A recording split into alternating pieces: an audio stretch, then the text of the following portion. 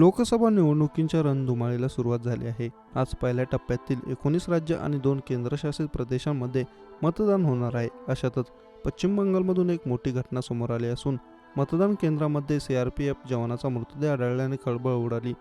याबाबत सविस्तर माहिती अशी की पश्चिम बंगालमधील माताभंगा येथे निवडणूक ड्युटीवर असलेल्या सीआरपीएफ जवानाचा मृत्यू झाल्याची घटना समोर आली. सीआरपीएफ जवान हा बाथरूममध्ये पडला होता, त्यामुळे त्याच्या डोक्याला दुखापत झाली होती. त्यानंतर त्याला रुग्णालयात नेण्यात आले. तेथे त्याचा उपचार झाला. ही घटना काल रात्री घडल्याचे सांगण्यात येत आहे. माताभंगा येथील मतदान केंद्राच्या बाथरूममध्ये हा सीआरपीएफ जवान बेशुद्ध अवस्थेत आढळून आला. लोकांनी पाहिल्यावर शिपायाला तातडीने रुग्णालयात नेण्यात आले.